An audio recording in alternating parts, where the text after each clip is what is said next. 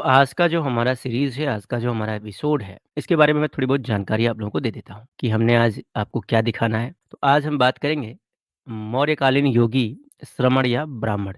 जैसे क्या है कि ये एक प्रतिमा मौर्यकालीन समय की है, यानी कि मौर्य एम्पायर की। और ये जो प्रतिमा है, ये प्रतिमा अपने आप में बहुत कुछ कहती है और इस प्रतिमा में बहुत सारे ऐसे राज छुपे हुए हैं, जो आज जानने के बाद आप सबको काफ़ी अच्छा लगेगा और आपको अपने धर्म और अपनी संस्कृति पर काफ़ी गर्व की अनुभूति भी होगी। सवाल ये है कि ये है किसकी? कौन-सी परंपरा, कौन-सी पद्धति के लोगों से ये जुड़ी हुई है? तो इस प्रतिमा के बारे में जो इन्फॉर्मेशन है, जो जानकारी है, वो हम आपके साथ साझा करेंगे और आपके साथ कई सारी चीज़ें शेयर करेंगे कि आखिर ये प्रतिमा किसकी है?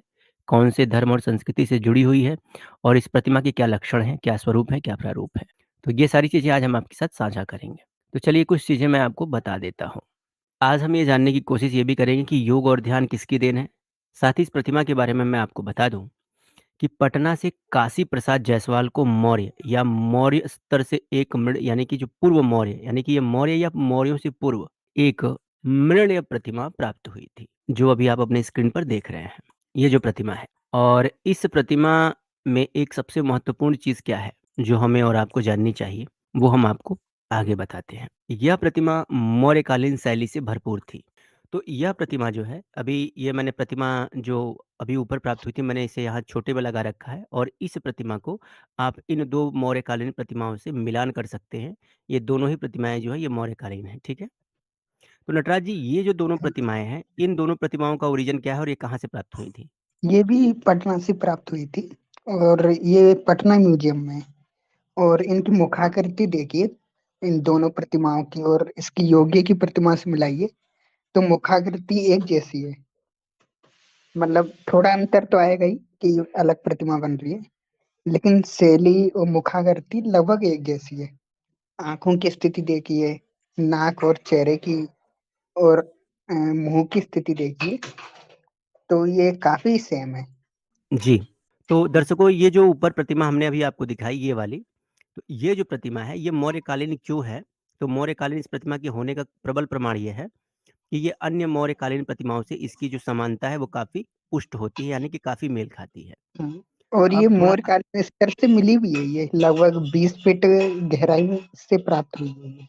जो मौर्यकालीन स्तर की जो बात अभी लिखी गई थी, तो स्तर का मतलब होता है कि जब हम खुदाई करते हैं, तो हमें ये पता लगता है कि कौन-सी चीज़ किस स्तर से प्राप्त होती है। तो ये जो है हाँ मौर्यकालीन स्तर से प्राप्त हुई, यानी कि जिस यानी ज़मीन की खुदाई में जिस स्तर से मौर्यकालीन अ, चीज़ें मिलनी शुरू हो जाती हैं, तो उसी स्तर से इसकी भी प्राप्ति हुई है। इवन हम ये जी भी मान सकते हैं कि ये मौर्यों से पूर्वोत्तर भी हो सकती है, यानी कि मौर्यों के पूर्व भी हो सकती है, लेकिन हम इसे अभी मौर्यकालीन ही मान के चलते हैं। ठीक है? जी तो आगे बढ़ते हैं और कुछ चीज़ें मैं आपको और दिखाने की कोशिश करता हूँ। अब इसके बारे में, ये प्रतिमा क्या है, कैसी है, ये जानते हैं। यह प्रतिमा योगासन में है, साथ ही नग्न और जटायुक्त है। ऐसे में यह आवश्यक है कि किस मत की विचारधारा के अनुरूप यह प्रतिमा है। यह आजीवक, जैन, यानी कि आजीवक का मतलब जैन ही होता है। आजीवक, जैन, बौद्ध और वैदिक में से किसकी प्रतिमा है? तो आज हम ये भी जानने की कोशिश करेंगे। इसके बौद्ध होने की संभावना तो बिल्कुल नगण्य है। अब क्यों नगण्य है? कुछ लोग बोलेंगे कि इससे क्या फ़र्क पड़ता है? तो फ़र्क पड़ता है। अब फ़र्क क्या पड़ता है वो मैं आपको बताता हूँ। सबको पता जी है कि गौतम बुद्ध की पहली-पहली जो मूर्ति बनी थी ना, गौतम बुद्ध की जो सबसे पहली मूर्ति, ये ध्यान वाली, योग वाली जो बना के घूमते रहते हैं, तो गौतम बुद्ध की सबसे पहली मूर्ति बनी थी कुषाण काल में, जबकि ये मूर्ति है मौर्य काल की, यानी कि कुषाणों से बहुत पहले की ये मूर्ति है। ठीक है? तो ये जो मूर्तियों में ये कहते हैं कि ये देखो हमारे भगवान बुद्ध की सारी मूर्तियाँ योग और ध्यान में दिखाई देती हैं, इसलिए योग और ध्यान हमारा है। तो भाई ये इतना ही गलत और इतना ही झूठा बात है, जितने के झूठे ये बोलने वाले हैं। क्योंकि गौतम बुद्ध की मूर्तियों से बहुत पहले आप इस मूर्ति को देख सकते हैं। ये मौर्यकालीन स्तर से भी प्राप्त हुई और ये मूर्ति ध्यान और योग की मुद्रा में है, और ये बुद्ध की मूर्ति बनने से बहुत पहले की मूर्ति है, कि गौतम बुद्ध से योग और ध्यान कतई नहीं आया और ना ही योग और ध्यान का गौतम बुद्ध से कुछ लेना-देना है। उन्होंने पूर्व की परंपराओं को ही जीवंत रखने का प्रयास किया, पूर्व की परंपराओं को ही उन्होंने, योग और ध्यान की पद्धति को ही उन्होंने आगे बढ़ाने की कोशिश की। ऐसा नहीं है कि योग और ध्यान जो है वो गौतम बुद्ध से शुरू होता है। क्योंकि गौतम बुद्ध की मूर्तियों से बहुत पहले ही योग और ध्यान और साधनारत मूर्तियों का प्रमाण हमें उपलब्ध है, जिसमें ये मूर्ति आप अभी देख रहे हैं। तो ये बुद्ध भगवान की मूर्ति क्यों नहीं हो सकती, इसका भी कारण बताते हैं। इसके बौद्ध होने की संभावना नगण्य है, क्योंकि बौद्ध भिक्षु नग्न नहीं होते थे। दूसरा, ये आजीवक, जैन या वैदिक में से किसी की हो सकती है, क्योंकि तीनों में ही नग्न सन्यासी या तपस्वियों का उल्लेख है। अब जैसे आजीवक है, जैन या वैदिक सभ्य जो कल्चर है, इन तीनों में से किसी एक की तो प्रतिमा ये निस्संदेह है, लेकिन बौद्धों का इस प्रतिमा से कोई दूर-दूर तक का लेना-देना नहीं है, लगाव नहीं है। तो बौद्ध इस प्रतिमा से बिल्कुल खारिज हो जाते हैं, कोई नवबौद्ध इस प्रतिमा को अपना तो नहीं नग्न साबित होने कर का सकता। तो इन्होंने विरोध ही किया था बुद्ध ने। बिल्कुल, नग्न होने का विरोध किया था। हम्म। तो अब आगे बढ़ते हैं और आगे दिखाते हैं। अब ये देखिए, अब वैदिक मत का सबसे पहले देख लेते हैं कि क्या वैदिक मत में नग्न पारिव्रजों का उल्लेख आता है? तो भाई निस्संदेह आता है। तो इसमें आया है सर्वतः परिमोक्ष में के। तो इसका अर्थ बताया है, कुछ धर्मज्ञों का कहना है कि सभी वस्त्रों का परित्याग कर नग्न होकर घूमे। यानी जो संन्यास परंपरा है उसमें एक विवरण ये भी है कि नग्न होकर घूमना चाहिए, सभी वस्त्रों का त्याग करके।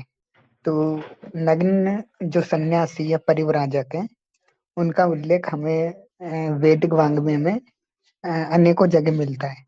और यहाँ पर स्पष्ट रूप से कहा गया है कि कुछ धर्मज्ञों का कहना है कि सभी वस्त्रों का परित्याग कर नग्न होकर घूमे।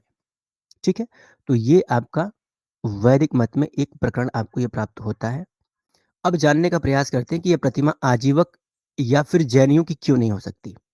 अभी हमने आपको ये दिखाया कि ये तो वैदिक कल्चर में या वैदिक सिविलाइजेशन में आपस्तम्ब धर्मसूत्र में ये तपस्वियों या फिर पारिवर्जों के जो है वो वस्त्र विहीन रहने की बात तो की गई है, उल्लेख तो आया है। अब इसी के साथ ये भी जानते हैं कि यह जो प्रतिमा अभी प्राप्त हुई है, ये वैदिकों की ही क्यों है, ये बौद्धों की भी नहीं है, तो ये जैन और आजीवक की भी क्यों नहीं है, ये जानने का प्रयास करते हैं। क्योंकि भाई इस प्रतिमा पर चलो बौद्ध खारिज हो जाते हैं, तो आजीवक और जैन तो इस पर मतलब जो जैन हैं, वो तो इस पर क्लेम कर ही सकते हैं, भई ये तो हमारी है। तो ये जैन भी इस प्रतिमा पर क्लेम नहीं कर सकते, तो क्यों नहीं कर सकते? तो यहाँ योगी की प्रतिमा को देखें तो यह नग्न के साथ-साथ जटाधारी है। ध्यान दीजिएगा, जटाधारी है। जबकि प्रत्येक समण परंपरा में पारिव्रजक मुंडक अर्थात गंजे होते थे। स्वयं बुद्ध और उनके श्रमण भी मुंडक थे। तो जो श्रमण परंपरा है, आप सबको पता है कि बौद्ध और जैन जो हैं वो श्रमण परंपरा से आते हैं। और समण परंपरा में जो पारिव्रजक होते हैं, जो अ, गृह त्यागी होते हैं, उनका मुंडक होना यानी कि उनका बाल विहीन होना, बाल मतलब बाल ऊपर वाला सर का बाल, है ना? तो वो विहीन होना इम्पोर्टेंट होता है, नेसेसरी होता है। स्वयं भगवान बुद्ध भी और मुंडक थे, यहाँ तक कि महावीर जी भी जो है वो भी मुंडक थे। तो आप बौद्धों और जैनियों कि आप जितने भी मूर्ति या शिल्पांकन देखेंगे, उसमें जहाँ भी उनको दर्शाया गया है, विशेषतः उनको मुंडक ही दर्शाया गया है। उनके यहाँ जटा रखने का प्राविधान नहीं है, यानी कि जटाधारी ये नहीं होते थे। तो इस बात से ये स्पष्ट हो जाता है कि ये अभी जो ऊपर ये हम प्रतिमा जो आपको दिखा रहे हैं, ये देखिए, ये जो प्रतिमा है, ये प्रतिमा जटाधारी है, ये मुंडक नहीं है, ठीक है? तो इस दृष्टिकोण से ये स्पष्ट हो जाता है कि ये प्रतिमा ना बौद्धों की है, ना जैनियों की है, ना आजीवकों की है। तो विशुद्ध रूप से ये प्रतिमा किसकी है, ये थोड़ा और आगे आते हैं। इसके अब लोग कहेंगे कि भैया तुम ये बात जो कह रहे हो कि जो श्रमण थे, वो मुंडक ही हैं, ऐसा कहाँ लिखा है? तो बिल्कुल लिखा है। इसका उदाहरण हम आपको सुत्त निपात के यानी कि त्रिपिटक के सुत्त निपात के वसल सुत्त, दिघ निकाय के अम्बष्ट सुत्त और सुंदरीक भारद्वाजरा सुत्त आदि में मिलता है। इसमें आप सुत्त निपात का ये उल्लेख देख लीजिए। त्रवेव मुंडक, त्रवेव शमणक। तो ये स्पष्ट रूप से देख लीजिए, यहाँ पर इनको मुंडक बताया गया है। तो ये चीज़ यहाँ पर इनके सुत्त निपात से स्पष्ट हो जाती है कि जो श्रमण थे, श्रमणों को मुंडक होना अनिवार्य है। और अभी इस चीज़ को हम इनके शिल्पांकनों से भी जानने का प्रयास करेंगे। और अब देखिए, जबकि वैदिक पारिव्रजक या ब्राह्मण के लिए मुंडक होना कोई आवश्यक नहीं है। ये आप सबको बहुत पहले से पता है कि हमारे ऋषि मुनि जो सन्यासी हुआ करते थे, वो लंबी चौड़ी दाढ़ी भी रखते थे, बाल भी रखते थे। उनके लिए मुंडक होना कोई भी नेसेसरी या अनिवार्य बिंदु नहीं था। तो इससे ये स्पष्ट हो जाता है कि अभी जो वो मौर्यकालीन जो प्रतिमा मिली है, वो जो है वो जटाधारी है। उसके सर पर बाल हैं, जटा है। इसलिए वो किसी भी सूरत में श्रमण परंपरा से तो नहीं जुड़ा हुआ है।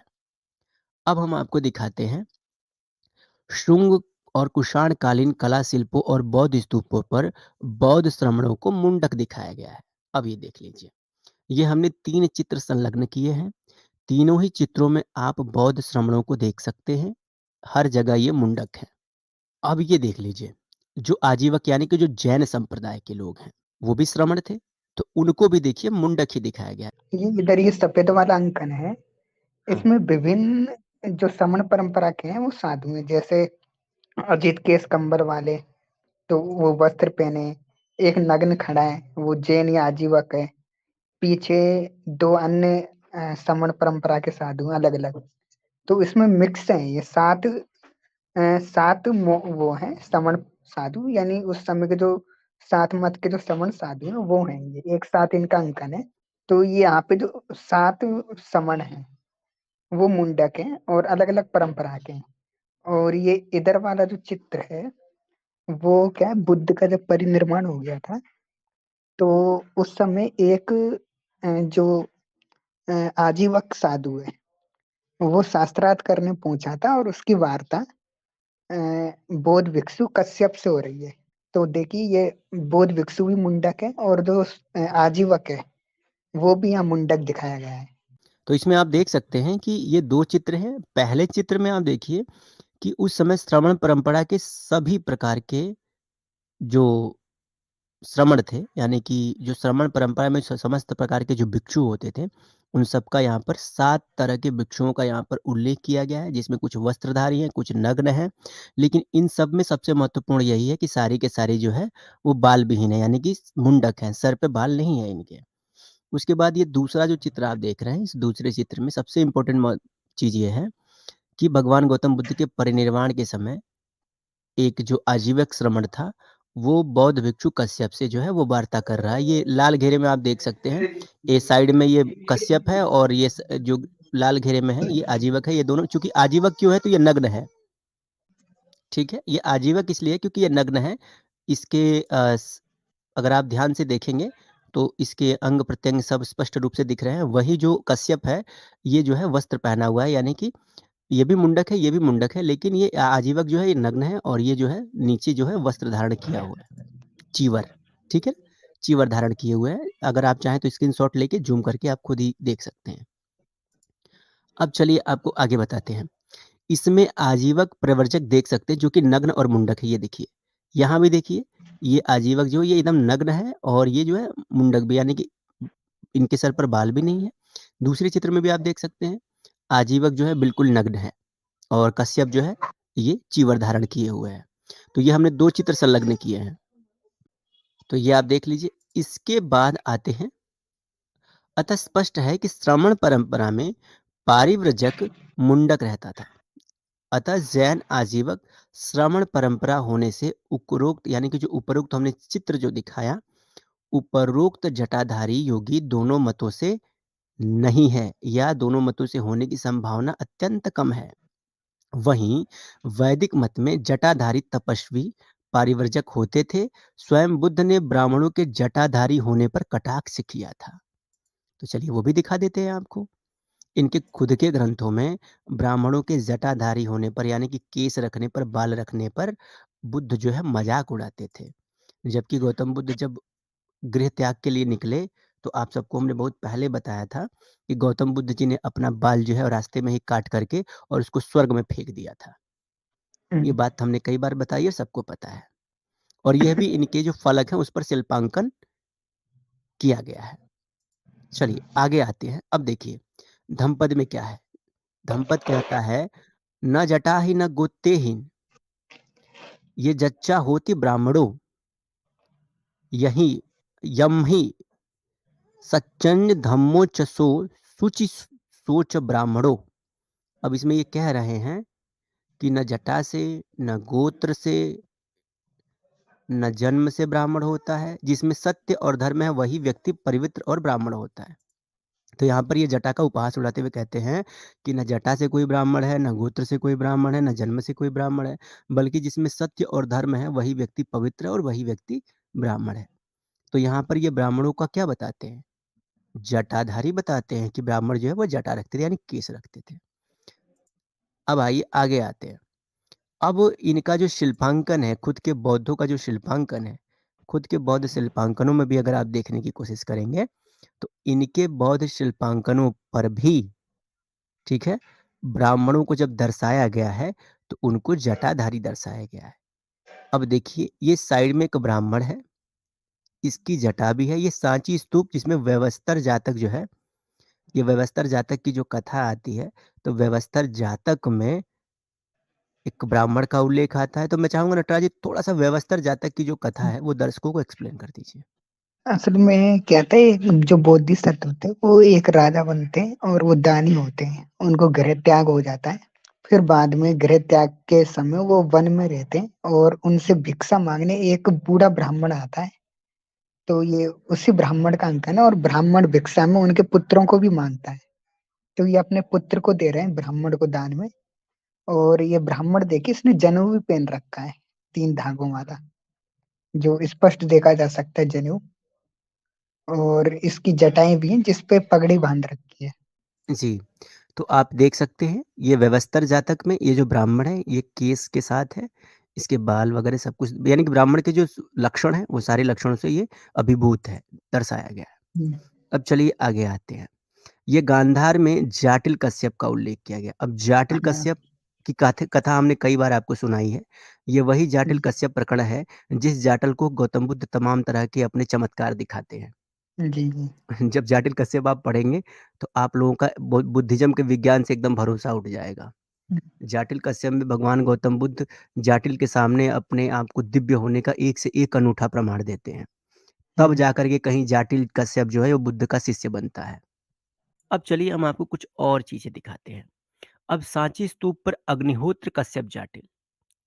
अग्निहोत्र कश्यप जाटिल के प्रकरण में आप देखिए, यहाँ पर कश्यप जाटिल को जटाधारी और दाढ़ी वाला दोनों दिखाया, यानी कि जिस तरह से पुराने समय में ऋषि हमारे रहते थे, जो ऋषिगण रहते थे, ठीक वही परंपरा का यहाँ निर्वहन किया गया है। ऋषियों के जैसे जो है उनको ऋषियों की तरह दर्शाया गया है। चित्र नंबर 1 और चित्र नंबर 2 दोनों में आप ये स्पष्ट तौर पर देख सकते हैं लाल घेरे और में। ये अग्निकुंड, अग्नि जो अंगीठी है उसमें हवन भी कर रहे हैं, आहुति देते हुए देख सकते हैं। जी, हुँ, अब चलिए थोड़ा-सा आगे आते हैं और समझते हैं। अब ब्राह्मण वेश में जटाधारी राजा व्यवस्तर जो कि अग्निहोत्र कर रहे हैं। तो ये नटराज जी थोड़ा-सा आप एक्सप्लेन कर इस दीजिए। दोनों हाँ। एक उल्लेख आता है इसी वेशवंतर जातक में, जब ये वन में पहुँच जाते हैं, तो ये पर्णकुटी बनाकर और अग्निहोत्र किया करते थे।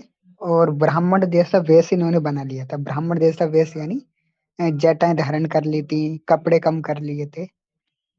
तो वही वेश बनाकर ये हवन इत्यादि करते थे। और जब वो जो ब्राह्मण है वो भिक्षा लेने आया था, तो उसको एक व्यक्ति पता बताता है।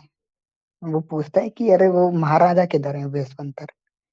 तो जो पता बताने वाला व्यक्ति कहता है कि वो देखो, ब्राह्मण वेश धारण किए हुए, जटा धारण किए हुए अ अ, स्रुवा होता है, हवन करने वाला एक पात्र होता है, स्रुवा से जात वेद यानी होता है अग्नि को नमन कर रहे हैं, यानी अग्नि का होम या उसको प्रणाम कर रहे हैं अग्निदेव को। जात वेद यानी होता है अग्निदेव। तो वैसा ही अंकन यहाँ बना है। आप कोने में देख सकते हैं कि अग्नि में आहुति देते हुए वेशवंतर है, जो जटाधारी है और उनकी पत्नी है साथ में। जो वेशवंतर राजा है उसके लिए ये उसकी पहचान, उसके लिए शब्द है। जब वो ब्राह्मण जैसा वेश बनाकर और हवन कर रहे थे, उस समय का ये सूक्त या गाथा है।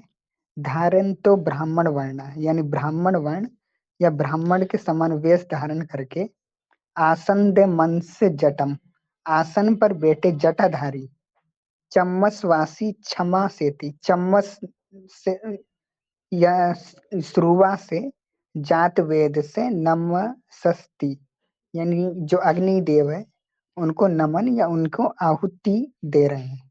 अब मेगास्थनीज का प्रकरण जो है वो देख लेते हैं। तो मैं चाहूँगा कि नटराज जी आप एक्सप्लेन कर दें। ब्राह्मण के बारे में तो यहाँ बताया है कि वो तुंगभद्रा नामक एक नदी किनारे जब मेघस्नीत जाता है तो उसने वहां पे कुछ ब्राह्मण देखे थे, और उनके बारे में लिखा है, throughout lab they go about naked. वो नग्न थे और वो क्या बोलते थे कि उनको ये जो शरीर है वो आत्मा को ढकने के लिए डाइटियन ईश्वर द्वारा प्रदान किया गया है। तो यानी वो ईश्वर को भी मानते थे, आत्मा को भी मानते थे, और शरीर और आत्मा दोनों को अलग मानते थे। They hold that God is light but not such light as we see. तो ये बता रहे हैं कि वे ईश्वर को भी मानते थे और उसको प्रकाश स्वरूप मानते थे, जैसा वेदों में बताया ना ईश्वर प्रकाश स्वरूप है। लेकिन वो ये कहते थे कि ये प्रकाश है वो भौतिक प्रकाश से, यानी जो लाइट है उससे अलग है। तो आत्मा, आत्मिक जो प्रकाश है या ज्ञान स्वरूप है, जैसा वेदों में बताया है वैसा मानते थे। और आगे आया है कि अक्षर रूप मानते थे, यानी वर्ल्ड के रूप में, लेकिन वो जो अक्षर है वो ध्वनि से अलग थे। यानी हम जैसे शब्द भ्रम का जो उल्लेख आया है हमारे दर्शनों में, उसी तरह से तो ये जो जितनी भी विशेषताएं हैं, आत्मा को मानना, ईश्वर को मानना, और ईश्वर को प्रकाश स्वरूप मानना, लेकिन वो प्रकाश भौतिक प्रकाश से अलग होना, शब्द ब्रह्म के रूप में मानना, ये सब वैदिक परंपरा या वैदिक दर्शनों से मिलता है। और एक दूसरा प्रकार भी था इनका, वो भी ब्राह्मण कहलाता था, लेकिन वो क्या है, वो विवाहित होते थे वो, जबकि ये विवाहित नहीं थे।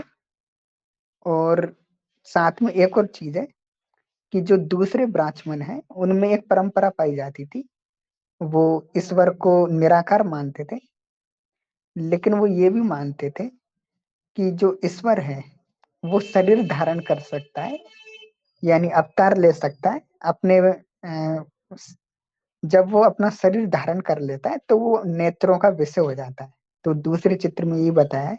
तो एक तो निराकार से साकार वाली परंपरा वाले ब्राह्मण, दूसरे नग्न ब्राह्मण जो निराकार ईश्वर को मानते, और अ, विषय भोगों से दूर रहते थे, और आत्मा को मानते थे, और आत्मा शरीर दोनों का मानते थे। तो जो मेगस्थनीज है उसने भी उल्लेख किया है ब्राह्मण का और उनके नग्न होने का। तो यहाँ इससे भी पता लगता है कि जो मौर्य काल है या मौर्य काल से पूर्व नग्न ब्राह्मण तपस्वी या वैदिक मत मानने वाले तपस्वी योगी हुआ करते थे। तो दर्शकों आप देख सकते हैं कि जैसा कि मेगास्थनीज के विवरण से भी आपको स्पष्ट हो जाता है कि ब्राह्मण्स जो थे उनमें 2 परंपराएँ थी। पहली तो वो जो ब्रह्मचर्य का पालन करते थे, ब्रह्मचारी होते थे और प्राय जो है वो विवाह नहीं करते थे और जंगलों में रहते थे, नग्न रहते थे, जटा रखते थे यानी कि केश रखते थे और उनका जो मत यानी उनका जो विश्वास था, वो ईश्वर और आत्मा में था और वो ये भी मानते थे कि जो ईश्वर है वो जब साकार स्वरूप में आता है, तो वो हमारी आँखों से दिखाई देता है और जब वो निराकार स्वरूप में होता है, तो वो हमें दिखाई नहीं देता। तो आज जिस तरह की मान्यताएँ आज हम अपने समाज या अपनी सोसाइटी में जो देखते हैं, लगभग-लगभग ऐसी ही मान्यताएँ मेगास्थनीज़ के कालखंड में भी विद्यमान थी और जो ब्राह्मण्स थे, वो हमारे यही पूर्ववर्ती ब्राह्मण थे, जिनको हम आज जानते हैं। तो ये भी एक बहुत महत्वपूर्ण एक रेफ़रेंस है मेगास्थनीज़ की इंडिका का। और अब ये भ्रांति भी बिल्कुल दूर हो जाती है कि मेगास्थनीज़ की इंडिका में जो ब्राह्मण्स आए हैं, उनकी मान्यताएँ क्या थी? इनकी जो मान्यताएँ थीं, ना ये जैनों से मेल खाती हैं, ना ही ये बौद्धों से मेल खाती हैं। जैन मत में भी आत्मा का कोई कॉन्सेप्ट नहीं है, ईश्वर का कोई कॉन्सेप्ट नहीं है, साकार-निराकार का कोई कॉन्सेप्ट नहीं है। तो इससे आप स्पष्टतया जान सकते हैं कि उस टाइम पीरियड में, उस कालखंड में जो हमारे ब्राह्मण्स थे, उनकी वेशभूषा क्या थी, उनकी मान्यताएँ क्या थी और उनका स्वरूप या प्रारूप क्या था। अतः मेगास्थनीज़ का वर्णन बौद्ध कला, आपस्तम्ब यहाँ पर गृह्यसूत्र गलती से है, आपस्तम्ब, धर्मसूत्र और धम्मपद के विवरणों की रोशनी में पटना से प्राप्त मौर्यकालीन प्रतिमा की तुलना करने पर यह वैदिक योगी तपस्वी ही सिद्ध होता है, न कि कोई बौद्ध या जैन। क्योंकि प्रतिमा के सिर पर जटाएं हैं, जबकि बौद्ध नग्न नहीं होते थे। और बाकी श्रमण परंपरा जो नग्न रहती थी, वे नग्न के अलावा मुंडक भी होती थी, जबकि ये जो मूर्ति मिली है, इसमें जो साधक है वो मुंडक नहीं है। जबकि ब्राह्मण पारिव्रजक मैगस्थनीज और धर्मसूत्र के अनुसार, यहाँ पर गृह सूत्र गलत लिख दिया गया है, यहाँ पर धर्मसूत्र के अनुसार नग्न भी होते थे और मुंडक होना उनके लिए आवश्यक शर्त नहीं होती थी, बल्कि उनका अंकन जटाओं के साथ है। अतः हिंदू नागा जटाओं के साथ भी नग्न मिलते हैं। अतः माला आभूषण सहित आसनबद्ध जटाधारी योगी वैदिक ब्राह्मण हिंदू पारिव्रजक है। काशीराम जायसवाल जी ने इसकी शिव होने की संभावना व्यक्त की है। ठीक है, जिनको ये मिली थी प्रतिमा, उन्होंने इस प्रतिमा को भगवान शिव की प्रतिमा होने की संभावना जो है वो व्यक्त की है। चलिए आपको एक बार और फिर से इस प्रतिमा के दर्शन कराते हैं और फिर इसके लक्षण दिखाते हैं कि वो क्या है विशेषता। ये प्रतिमा आप स्पष्टतः देख सकते हैं। बड़े-बड़े केस हैं, यानी कि जैसे भगवान शिव जटा रखते हैं। भगवान शिव ना भी माने, तो भी अगर इन्हें आप एक क्या नाम है, ब्राह्मण या ब्राह्मण ही मानते हैं या एक ऋषि मानते हैं, तो जटा देख सकते हैं। कानों में कुंडल देख सकते हैं बड़ा-बड़ा, और गले में जो है वो आप देख सकते हैं कंठहार। ये जो कंठहार जो पहनते हैं, तो ये कंठहार पहनने की पद्धति न जैनों में है, ना ही बौद्धों में है। ये आप कमर पर भी देख सकते हैं। कमर पर भी एक विशेष तरह का जो है वो आभूषण जो है वो पहना गया है। मेखला बांधे, मेखला बोलते मेखला या कमरबंद ऐसा कुछ बोलते हैं। हैं। तो ये आप देख सकते हैं। तो किसी भी दृष्टिकोण से, किसी भी माने, यानी कि जो हमारा प्रकरण है, ये प्रकरण किसी भी तरह से ये जो प्रतिमा है, उस प्रतिमा को बौद्धों या जैनियों से जोड़ते हुआ नहीं दिखाई देता। तो आप ये स्पष्टतः समझ लें कि ये जो प्रतिमा है, यह निस्संदेह हर रूप से ये एक वैदिक सन्यासी की है, और यह वैदिक सन्यासी की प्रतिमा जो है, यह मौर्यकालीन है। तो कोई अगर ये कह रहा है, और इस यह जो है ये ध्यान की मुद्रा में है, यानी कि साधना, ध्यान और योग की मुद्रा में है, चूँकि इसके हाथ दोनों टूटे हुए हैं। तो कोई भी व्यक्ति अगर ये कह रहा है कि ध्यान, योग और साधना की पद्धति जो है, ये बुद्ध से आई, तो भाई ध्यान, योग और साधना रत बुद्ध की मूर्तियाँ बननी ही बहुत बाद में हुई। यानी कि कनिष्का टाइम पीरियड में तो पहले-पहले बुद्ध की मूर्ति बनी थी। उसके पहले गौतम बुद्ध की एक भी मूर्ति जो है इस धरातल पर नहीं पाई जाती। जबकि ये जो प्रतिमा है, ये मौर्यकालीन है। मौर्यकालीन से आशा ये है कि ये निसंदेह चंद्रगुप्त मौर्य के समकालीन हो सकती है, या मौर्यों से पहले की भी हो सकती है। कोई पूछ रही थी प्रतिमा किस जगह छपी है, तो journal of Indian oriental art society के वॉल्यूम 3 पार्ट 2 में, 3 के पार्ट 2 में ये प्रतिमा छपी हुई है। कांसीराम जायसवाल ने इसको पूर्व मौर्यकालीन या मौर्यकालीन माना है, और हमने इसकी तुलना भी कर दी मुखाकृति से, ताकि बाद में कोई ये कहे कि नहीं ये तो मौर्यों के बाद की है, ये वैसी है। तो आप मौर्यों की जो मौर्यकालीन अन्य प्रतिमा है, उनसे भी तुलना कर सकते हो। इसके कुंडल, इसकी मुखाकृति, और ये जिस स्तर से मिली है वो मौर्यकालीन है। कि ये जो पद्धति है ध्यान और योग और साधना की, इसका ये कहना कि नहीं ये बुद्धिज़्म से ही इवॉल्व हुई, ये सरासर झूठ है। हाँ, मैं ये ज़रूर कह सकता हूँ कि भगवान बुद्ध या फिर बौद्ध मत ने जो है इसमें ज़रूर कुछ उन्नति प्राप्त की होगी, इसको आगे बढ़ाने का प्रयास किया होगा। लेकिन ये कह देना कि नहीं ध्यान, योग और साधना की जो पद्धति है ध्यान असल में वो योग बुद्ध है, शुरू किए थे। ध्यान योग है वो तो मोहनजोदड़ो हड़प्पा में मिलता है। तो बिल्कुल, ये तो वहाँ भी बुद्ध मिलता से है। कब के पहले की है। तो ये परंपरा जो है ये बुद्ध से बहुत पहले की है। तो ये जो लोग विपश्यना पर, ध्यान पर और पता नहीं किस-किस चीज़ पर आकर के हम लोग को ज्ञान देते हैं कि हमें बुद्धिज़्म का ये चीज़ बड़ा पसंद आता है। तो रे भैया, ये बुद्धिज़्म का नहीं है, ये बहुत पहले से है। ये हमारे भारत के प्राचीन ऋषियों मुनियों की खोज थी। ये ध्यान, योग, साधना, ये जो है पद्धति, ये हमारे भारत की सबसे प्राचीन पद्धति है। इस पर अगर किसी का कॉपीराइट है, तो वो इस देश के प्राचीन ऋषियों और मुनियों का है।